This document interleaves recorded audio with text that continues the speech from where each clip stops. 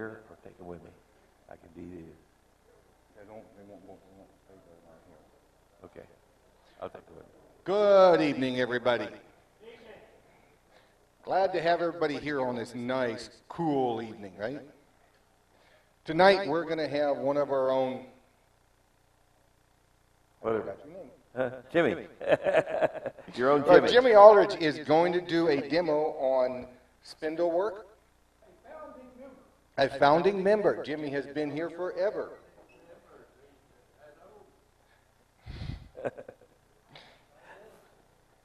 Are you old? Huh? You're not old. No, I'm not old. No. There's a lot of old people here, but not me. I'm getting there.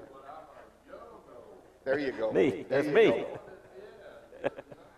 All right. Well, I'm going to turn this over to Jimmy and let him show us how to do various spindle items and work. Okay. And you take it away, Jimmy. Okay. My wife keeps saying, why do you want to go do that? I say, well, you taught me. The best thing I do is flap my lips. So that's what's going to happen to you tonight. This demo is for people that have done little, no turning, or thinking about it for a while. Okay? So I'm going to try to tell you a few things that are very elementary. And so a lot of you guys that know all about this, a lot of people here know more about it than I do anyway. So y'all just bear with me, and maybe we can get some people here that are a little bit new to the game, and we can get them to where they can use 4 tools. And that's all we want. That's all we're going to show them and show you, and because 4 tools will do most anything you want to do. Spindle turning is like turning a table leg, a pin, a honey dipper. You can go on and on and on. A goblet, a baseball bat. There you go. So there's just all kinds of things that are done by spindles. And anything that's a spindle turn thing will be done between 2 centers. You can put a chuck on it to kind of help you a little bit, but it's not necessary. You can do it all between 2 centers. So there's not a lot of mechanical stuff in spindle turning. The lathe does all that for you. The biggest thing that you got to learn is how to use the tools. Okay, and the first thing that I like to do is to put on a pair of gloves, and I only just use one hand. Oh, look at there, my fingers stuck out of that one, but that's because I cut the fingers off. My wife cut those off so she could sew with the ends of the glove. But I like to have a feeling in my fingers. I don't like if wood is real dry, it's going to be hot. So as it comes off the lathe, off the tool, it can hit you and it can be kind of hot. That's the main thing that I want it for. So that way I don't have to jump and jiggle around to try to keep it from biting me. The next thing that we've got to worry about is wood. We've got to know our wood to some degree. Well, with spindle turning, a lot of times you'll find a block of wood. This is about a 2.5-inch square block of wood. This is, what kind of wood is this? Poplar. My Alzheimer's doesn't get my wood right from me all the time. And so anyway, so this is poplar. It's a softer wood. It turns real well. So it'll make nice table legs. Maple will do, soft maple or hard maple will do better maybe, or other hardwoods. But this will do good, especially if you're going to stain it or paint it. So you can make goblets out of this. You can make honey dippers out of this. You can make all kinds of stuff. But it's an easy wood to turn. It doesn't splinter out on you a lot. Does some, but not bad. So we're going to take a look at that kind of wood.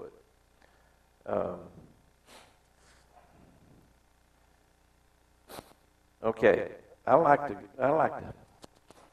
go into my neighbor's yard when they cut down the tree and find wood. It's the cheapest wood that you can find. And this happens to be part of a mesquite tree. And it's a very small limb. You say, well, what can I do with that? Can I make a bowl out of it? No, can't make a bowl out of it. But we can make a honey dipper out of it. We can make a letter opener out of it. We can make a ball out of it. We can make a pear out of it. But you just all kinds of things like that you can make out of it. But this piece, you see, is fairly straight. So you can center this up between centers, take the bark off, and still have plenty of wood left. I see see those wormholes in the end? There's no telling what wormhole will be in the middle, and it may be in just a strategic place that makes it really pretty. And I have taken different kind of epoxy colors and put in the holes. Makes it kind of fancy. I've taken turquoise. The little store right down the street here, the Rock Shop, has got all kinds of stuff that you can fill in cracks with. And I don't, a crack doesn't bother me at all. It just adds a little bit of dimension to a place, to a thing, and I can use it for a design opportunity.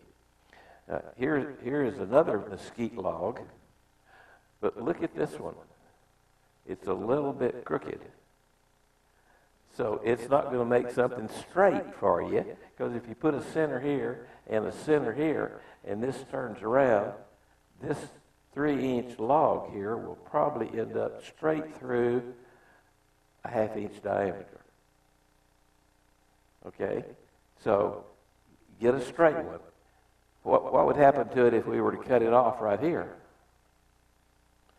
Well, what could we make out of that? We could make a top, a spinning top. We could make a ball. We could make an egg.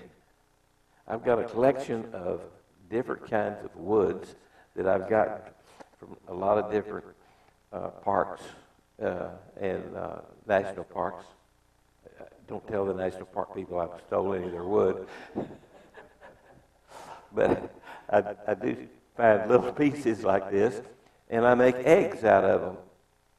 And so those national parks have got some real neat kinds of wood. And so I make an egg out of it, nothing big, but I put a name on it, so I've got an egg. I don't say what park it's from.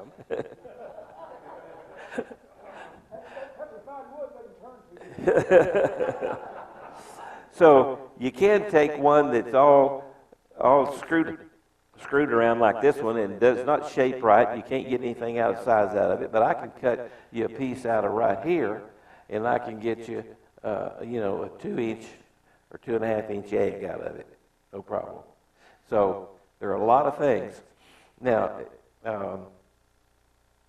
I've got a friend that comes to makerspace all the time, and he makes rings for people.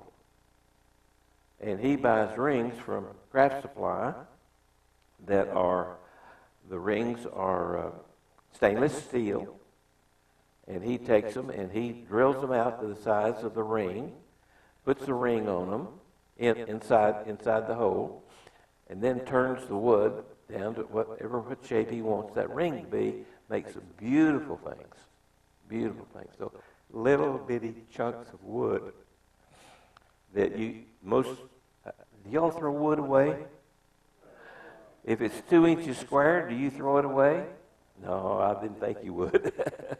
But anyway, he takes all that kind of stuff and makes some beautiful rings out of it.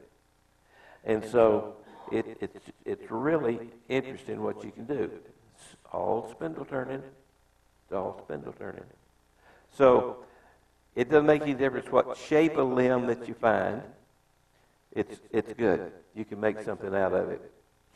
We've got a guy at Makerspace, and he cuts up different shape, weird shaped pieces like this, and he ends up with ear bobs, necklaces. You can't imagine all the stuff that he does with them, and he then will burn them. He'll stain them pretty. He does all kinds of things to them, puts chains on them, and makes nice looking jewelry out of them. So all of that little stuff that you got piled around your shop, let me know if you want to get rid of it, because I know somebody that'll take it. So anyway, I just want you to know that this is good wood. Take it and make something out of it. The little small pieces that like this one would make, it'll make fine stuff. So there's no reason for people to not have good wood and little pieces of wood to make all kinds of stuff out of. Segmenters. We got segmenters here. Anybody segmenting wood? One over here. One here. Okay. We know Lou is. In fact, and one behind you there, Lou. In fact, a new member of Makerspace was out the other day, and she said, "I'm making a bowl." I said, "Have you ever made a bowl before?" She said, "No." "Do you know how to run a lathe?" "No." I said, "Well, how you plan on doing that?" She says, "Well, they told me when I came here that people would teach me." So I said, "Well, we can teach you a lot, but I can't teach you anything about segmenting, but I know Lou Boudreaux." So how many times has she been to your shop, Lou? Twice. And she has got a bowl that's just about glued up. It's going to be about 12 inches in diameter and about 6 inches deep, and it's made out of wingy and maple. It's going to be real pretty. It's got maple streaks going through, three or four maple streaks going through the middle of it. And so it's going to be nice. Now, how's she going to turn it? She's going to come to me and say, "Now what do I do?" And I'd say, "Well, the first thing you got to do is take a Spindle class, because we got to teach you how to use a tool." And so when you go to doing a bowl gouge, you're operating on the bevel, and you're turning it. So we can teach you how to do all that kind of stuff. And so I'll teach her. Another thing that you need to know about wood is that here, let's see, can you got me here? Yeah, get me right here. Okay, we got 20 minutes. My lips don't flap that fast. Okay, let's take a look at this piece of wood right here. Wood is really a weird kind of thing. We've got bark all the way around the edge right here. What does the bark do? Makes a real place where bugs can make a lot of holes and stuff in it. This part right behind it here, Kevin could tell us what the name of that is. I'm not sure. Sapwood, somebody said. But there is a cambium or something like that. Anyway, so this is usually a lighter color wood underneath the bark. Then it gets lighter. I mean, this gets darker and darker and darker. And this little corner right down here, can you see that? Like that? Okay. This little corner right here, you can barely see a little bit of the pith right there. So that was the center of this log. If it was irregular, if it was regular in shape, if it was irregular in shape, it might be far around that way. But anyway, and all these lighter lines that you see in here are are growth lines. In between those lines, you can count those and see how old that tree is. And some of them are wide apart, and some of them are narrow apart, and that has to do with the weather in which that tree grew up in. Okay, this part of the tree doesn't really do much for the tree anymore, except it does furnish it a lot of energy, and it will burn real well. So that's really, and as this tree grows, this lighter color, the cambium or what do we call it, the sapwood, is growing, and it's continually adding to it. It's not adding to the thickness of it, but it's adding to probably what's there will always be about that size. It brings the water and the nutrients up and down the tree. Some of the water and nutrients in the part close to there are bringing water up and down the tree. But the tree is wet all the time, even at this part here. Well, what brings those that nutrients up and down is little bitty tiny micro cells, straws. Woodturners will say this, it's a whole wad of straws going up down through there. Well, the way you cut wood has to do with where the straws are, which direction they're going, and they'll help you to cut wood easier, and it'll help you also to have tear out.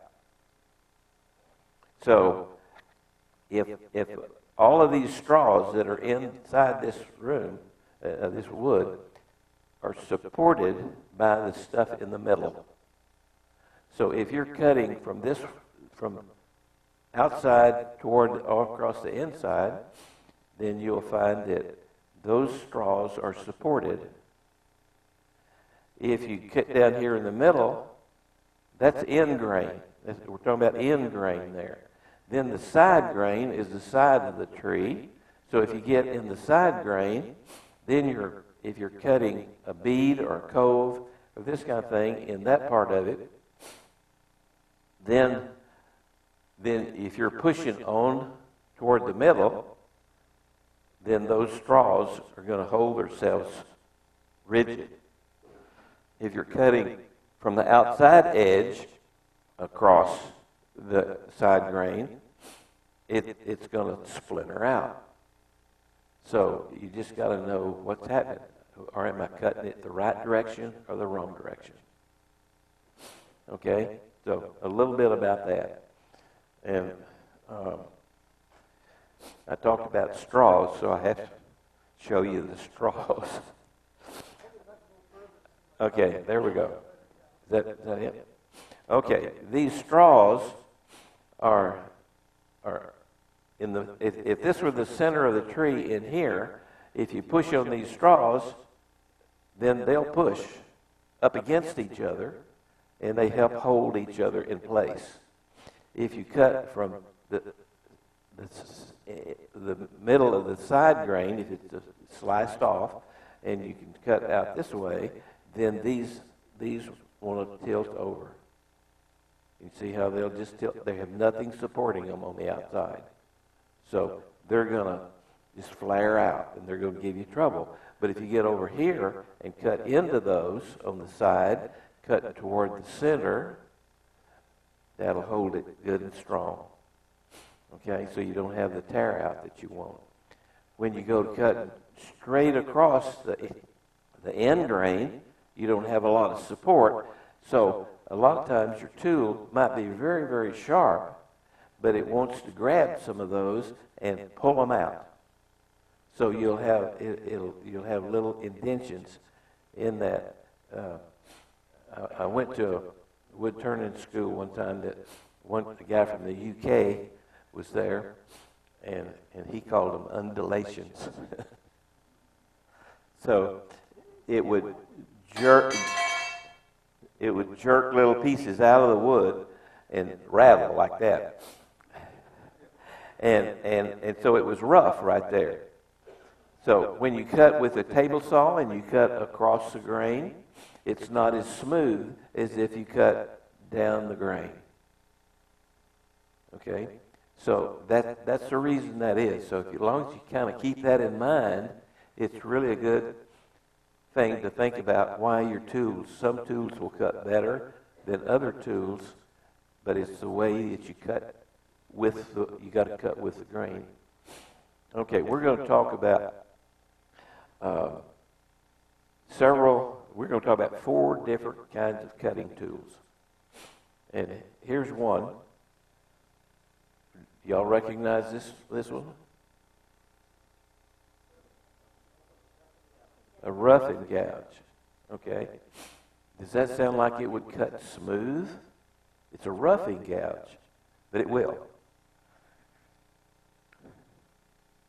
But you've got to cut it at the right angle and use it for the right purpose. And it'll make you a good smooth cut, and it'll cut it pretty rapidly. Okay? So that's one thing that we're going to talk about. The next one we're going to talk about is a parting gouge, parting tool. Okay, this parting tool, this particular one, you have different kinds of parting. Huh? Hold it still. Okay, they're different. This one, if you look at it close, I think if I turn it just a little bit, you'll see that there's a ridge right down the center here. Turn it over this way, there's a ridge on this side. So it's thicker in the middle, thinner on each edge. Not thin like a point, but just thinner. Now, that's done that way so that when you're cutting a groove in a wood, it will, if that thickness, if it weren't thicker right there in the center, then you'd be drawing across with a wood, and it would be getting hot. With this groove on the side, it keeps the cutting edge back a little ways, so it's not as hot. Still gets hot, but it still would do better. So this will take a let's say if you were doing a goblet and you're nearly through with that goblet and you want to cut off the end here.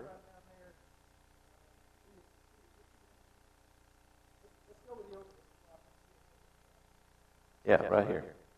Okay, so if it's in the lathe right here, turning right here, and you've done all of this turning in here, and you want to cut off the bottom of it, you can take this, and you can go down through here, and you're just cutting a slight groove, about 1/8 of an inch thick. And you can cut it all the way down to the end and part it off. That's why we call a parting tool. So it parts it off. Okay? There's a lot of things you can use this tool for other than parting something off. And one thing that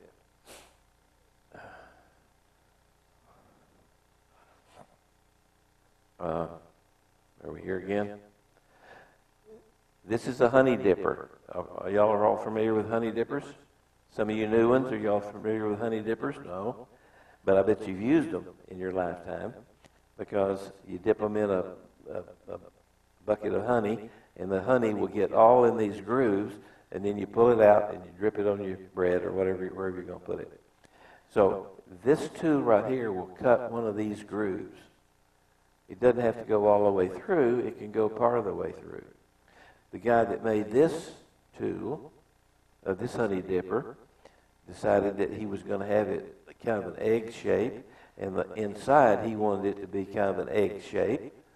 So the look that you get at the core of it is curved also. So he would go in until it was that depth, and then go to the next one. It would be quite so deep. The next one not quite so deep, and then the next one would go down and get smaller. So just a different way to make a little visual artist appeal to it. and this will go down in that groove that far, and if you have a flat parting tool, and a lot of them are flat, it will get hotter going down in that groove than this one will. But you don't see very many of these anymore. Most of them are flat. So that's something that parting tool will do for you. The next thing is a spindle gouge.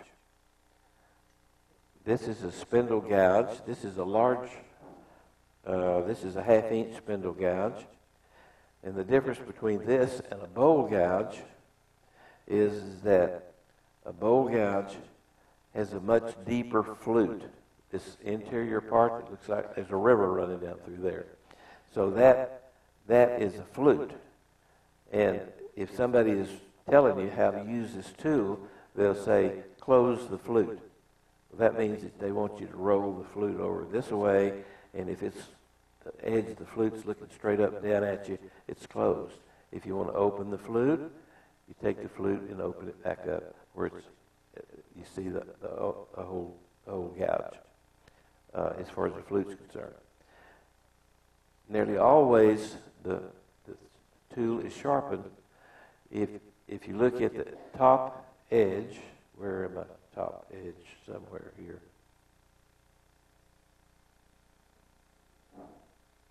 Yeah, overhead. Okay. You see it's kind of rounded on the edge. It's like a fingernail.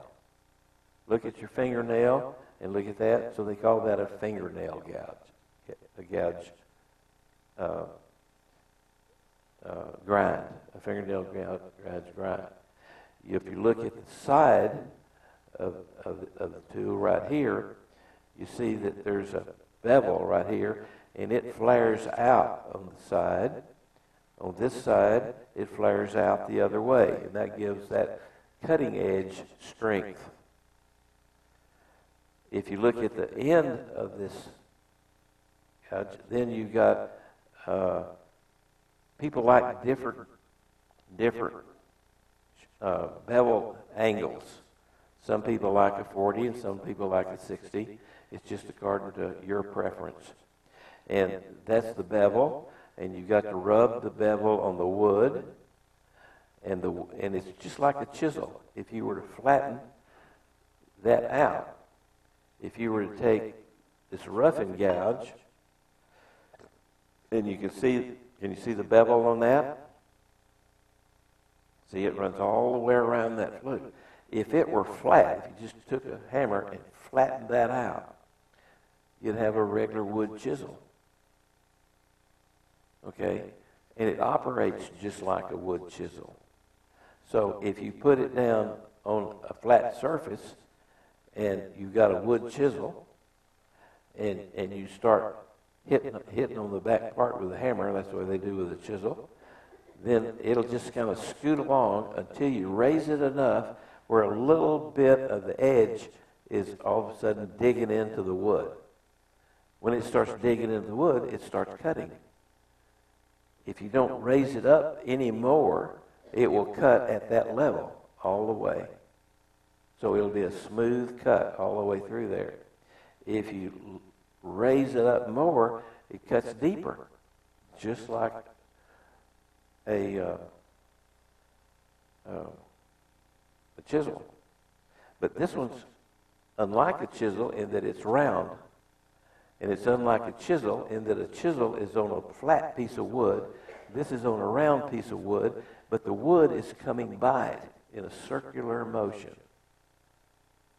So the more you raise this tool up, the edge of it into the wood, the deeper it'll cut into the wood. Okay? Now, if you can go to another kind of a spindle gouge. This is it's the same spindle gouge as this one, but it's smaller. It's not near as wide. This is probably a 3/8, and you see it's got the same flute going down through the middle of it. It's got the same grind on the inside.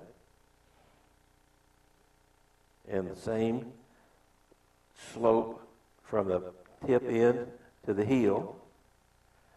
So it's the same, it's just smaller in diameter. The next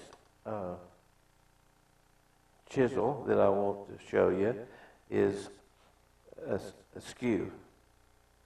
A skew is used to cut a lot of different things. I'm going to tell you about 2 things that it cuts. But it cuts a lot of different ones. It'll do a lot of things if you're brave enough to use it like it's supposed to be used, but you got to need a lot of practice. Because it'll make corkscrews so fast, you don't know what happened to you.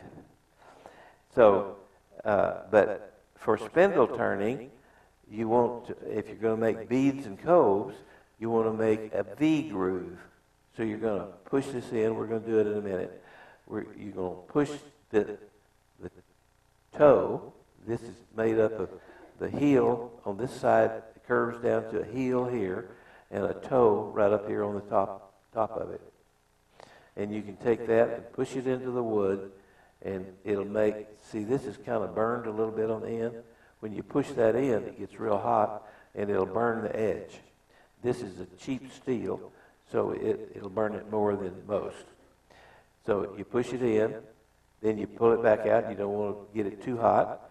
So then you move it over just a little bit, and when you do, you've got to then look at the bevel, and you aim the bevel from the outside edge of the V toward the bottom of the V, and you take off of maybe a 32nd of an inch or more if you're brave enough, and you just push it in, and it'll just cut a sliver off. Pull it out. What you did to the right side, you do to the left side, and you guide the way that bevel, where the bevel cuts, where the bevel looks, in the direction, just like if you were aiming a gun, a rifle, then that's the way that the cut is going to go. So there are just a few things for you to remember there. So if we were to say, okay, how much time we got? Not a lot. Okay. I could take you through how to sharpen these, okay, and we'd sharpen them on this wheel right here. But let's do a few things before that. Since we don't have a whole lot of time. I was hoping that we would have Saturday morning for all y'all that wanted to come and get your hands on these tools. And but they've got something else planned for this place, so we're not going to be able to do that this Saturday. But another time, maybe we can. But one thing we can do, Chris Anderson back here in the back is president of Makerspace, and she said if we want to come to Makerspace Saturday morning after about 10 o'clock up until the middle of the afternoon, we can have access to about 5 lathes.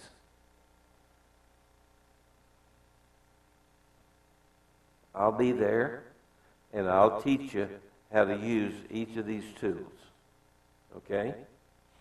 So we'll have a good time doing that. We can have about 5 lathes, and if no member is really there anxious to do some real fabulous turning, then we might only have 4 lathes. But anyway, are there any people that would like to do that Saturday morning? 1 over here, 2 there. You would? Okay, so there's 3. Anybody else? 3 people? That'd be really great. We can have a good time, and we'll have a lathe for every one of you to really get with the program. And if you want to know where Makerspace is, it's in Carrollton, and it's right off of 35 and Valwood Parkway on Monterey Road. The address is 1825 Monterey Road. It's got a big sign on the front, right on Monterey line, that says a red shield that says Makerspace, and you can come in there. When you try to get in the front door, it's going to be locked. How do I get in there? Bang on the door. Somebody will come get you. I'll be around close, or somebody will come get you. Okay? Huh? Monetary Lane. Mm-hmm. Okay? And it's 1825 Monetary Lane. It's a large office warehouse building. We have about 18,000 square feet there, fixing to be expanded to 38,000 or so. So in another 6 months, it's going to be expanded quite a bit. We've got all kinds of tools. You can't imagine the kind of tools. Everything from wood shop to lathes to welding to blacksmithing to fix your car to pottery to jewelry to fixing pinball machines. You name it, they do it. All kinds of electronics.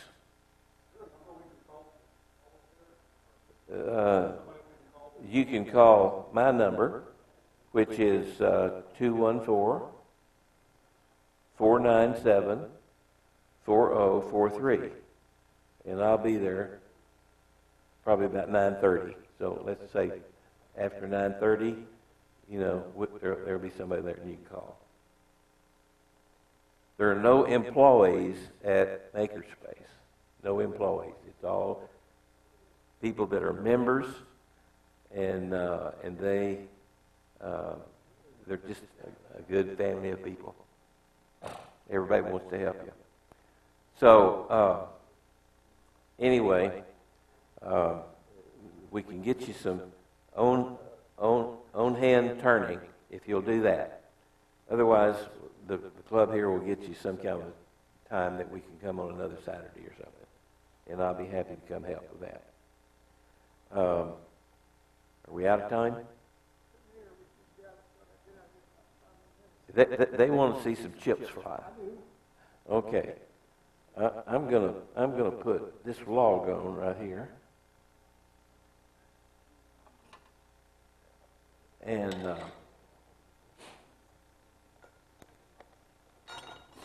while I'm doing that, Ken is.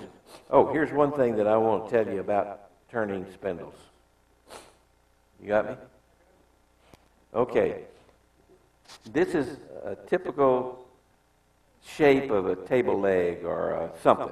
I don't know what, but anyway, it's got beads and coves. Everything, a big bowl, the outside of it is a big bead. The inside of it is a cove. So table legs, if you look at table legs, there are beads and there are coves, there's fillets and different kind of things that you don't even know the name of all those at this time. But anyway, when you're cutting, you see, here's the top of this, kind of like a ball shape. You cut from the top toward the bottom. You never cut uphill. The other side of it, you're cutting downhill to a sharp corner down there. Then from that point up here in there, you're cutting downhill into that groove. You're always cutting downhill, never uphill. Then here's a little kind of a cove right here, and it'll come in and come into a straight area, and you got to cut downhill, or you can cut sideways, but not uphill, not even 1 degree uphill. You got to be cutting flat or cutting down. Then on this other end right here, there's a kind of a ball shape on this end, and it's coming downhill, and it'll come down here and meet this other curve that's going flat right here. It's cutting downhill. Very, very critical that you cut downhill. If you get right up here and you then start cutting up this hill, then it's going to screw things up. So it's always downhill, and that's just something for you to remember there, and we'll talk about that. If you could show them some of those pictures in there. they can be looking at them. No, if you can put them on the thing, it'd be good. Can you do that? On the camera? Or we can do it in a little bit, I guess.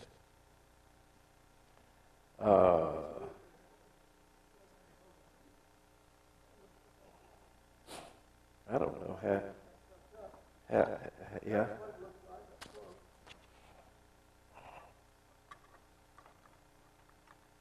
How do you make this thing work? Does anybody know?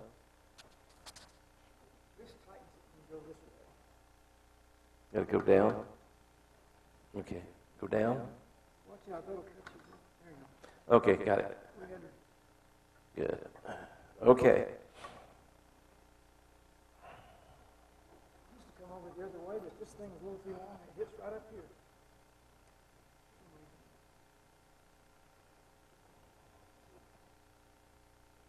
Okay, the first thing we're going to do is, I've guessed at the center, and so we're going to take the roughing gouge, and we're going to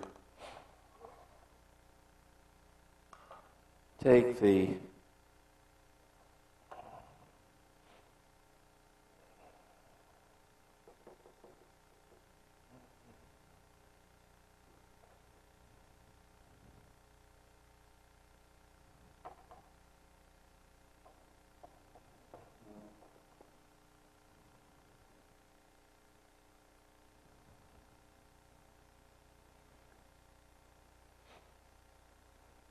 there's a way to hold a gouge, and there's a way not to hold a gouge. The way to really hold a gouge is to lay it in your fingers right here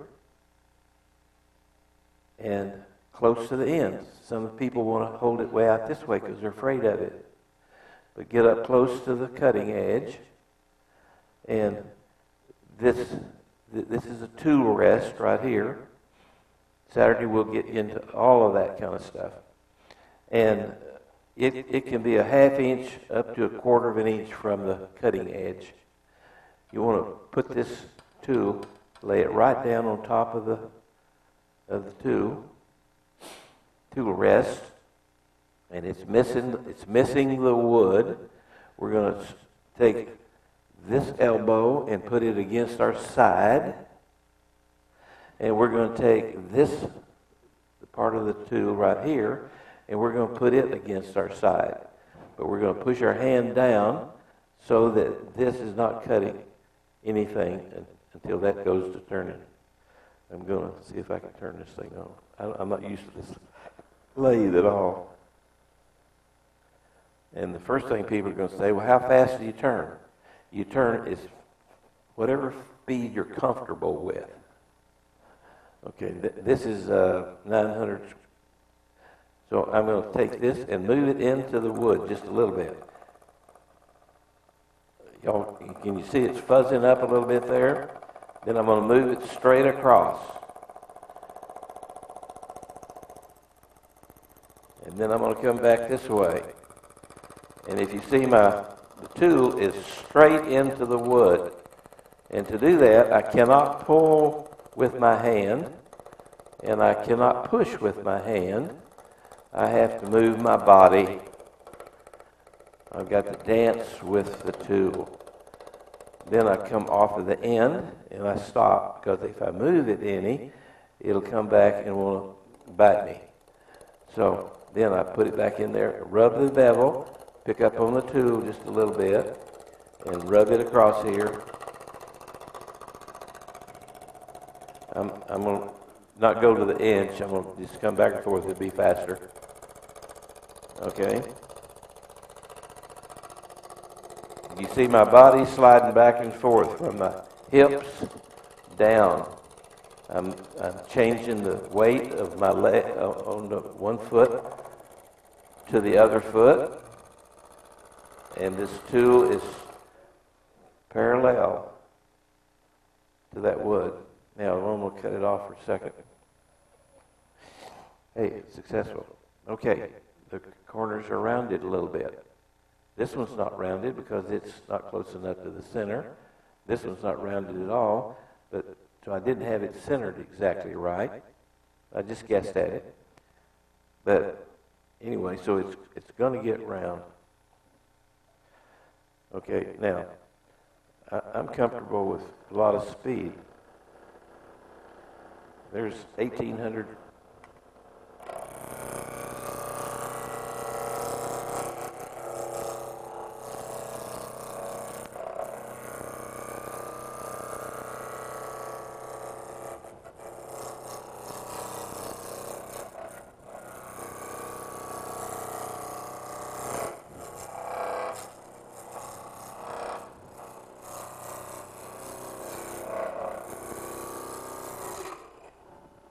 Okay, let's see if we got all the corners a little bit round. This one's round, this one's round. So you see it's getting round again, okay? Now, I sped that up a lot, and you don't have to do that because you won't be comfortable with it if you're a new turner. So you just take it easy. Once you get comfortable with speeding it up, then you can speed it up. But not until you get comfortable with it. Okay? And some people go, do all y'all know John Horn? Okay, a lot of you know John Horn. John Horn may have taught some of y'all how to turn over at Woodcraft. When John Horn and I were in in the Fort Worth Club, we didn't have a Dallas club at that time. This was back in the early 90s. And John Horn he had been a member there for about 4 years. He had never turned on a lathe. He was afraid of it. Can you imagine John Horn being afraid of one? No, because he's a good turner now. He's taught a lot of people. Okay, so John Horn didn't turn, and he didn't turn fast.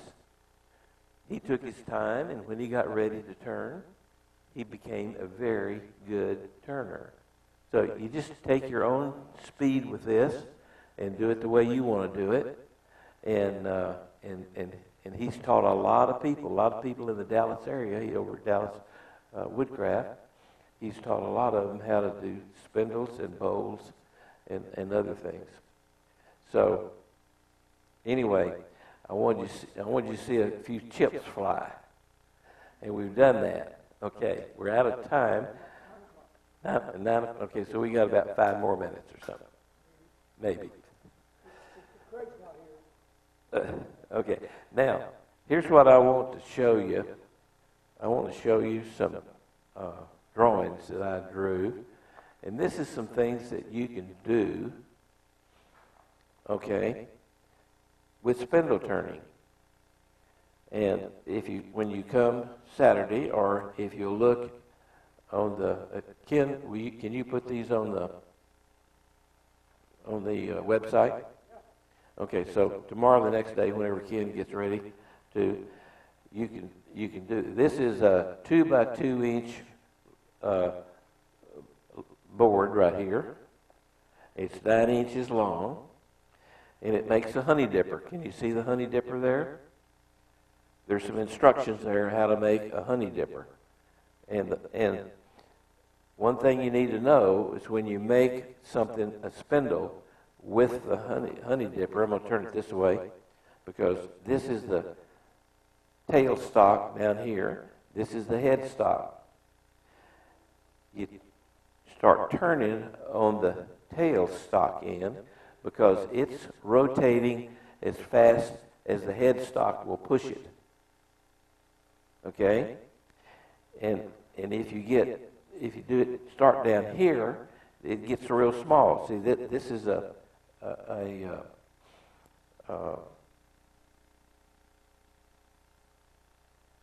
this is this piece right here coming through here. So if your power is down here and it gets small, then you come up here and you want to turn this, it's larger and it takes more force to turn that and cut the wood there.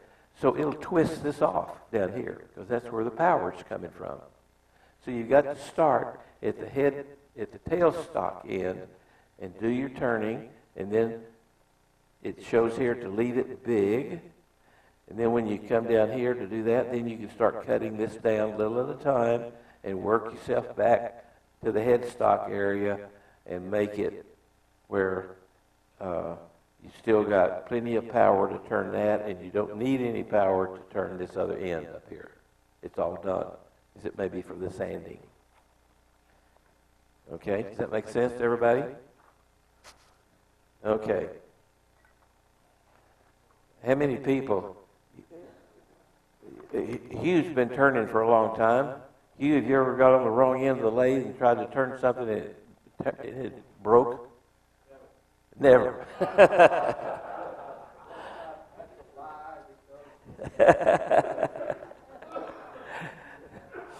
Okay, here's something that you can make. It's a letter opener. It's got a handle on this end, and it's got a nice slender point that goes down to this end, and it'll be round when you get through with it. But then you can go to your bandsaw, and you can flatten that out and make a little sharp edge on one edge or both edges, and it will then become a letter opener for you. Belt sander, yeah. Yeah, belt sander is the best way. And then there's all kinds of movements that you can do and ways that you can make a handle. Yeah, I don't have any examples. I was going to make some. Huh? Just a few minutes. Okay, then here's another thing that you can do. And all this will be on the website. And there's little comments, some brief instructions on how to do this. This is how to make a toothpick holder. Okay? And so you can see the shape of that toothpick holder, and it has a hollow hole down in the middle of it. Something that we haven't gone through is how to hollow out that hole. If you're there Saturday, we'll do that. If the club gets another date on a Saturday for us to have anybody who wants to come here and do spindle turning, we'll do the same thing. Here at the bottom, have we got something there? Right there, okay. This is a scoop, okay? A scoop is really sort of like a goblet, but it's got just a small handle on the end of it, and then that dotted line through the center of the scoop is where you take it to a bandsaw and saw out that curve right there, and you've got a little scoop. So you can make it any size scoop that you want to make. You can make it for, I don't know what sizes are scoops. A cup, one of them might be a cup, might be a half a cup, or a quarter of a cup, or got to be a half a cup. Okay, so there's one other thing here that I think is important, and this is to make a ladle or a ball. Okay? A ball is a very good trick to learn to do, and you make a good ball. You got to have an eye for it, but there is ways that you can cut one. And so there's instructions here on how to cut that ball. And so if you want to make a ladle out of that ball, you take the big end of it down here. Am I pointing at the right place? And you get on your bandsaw and you cut off a curve going down to the center of the ball, or close to the center of the ball, on one side and one on the other side, and then you make another cut on the very end, and you cut it down to a V shape, right here, and you make a little V shape, and then when you get that V shape, then you cut the ball in half. So now you've got something that you can make a ladle out of, but then you've got to take the ladle and carve out the ball part of it. You can carve it out, or there's a way to do it on the lathe to to turn out the inside of it. But so you make two of them out of one piece. So this is something that we'll do, and we'll help you with that Saturday if you come. Okay? And questions? Okay? Everybody ready to go home? I'm sorry we didn't have enough time to really get into this, but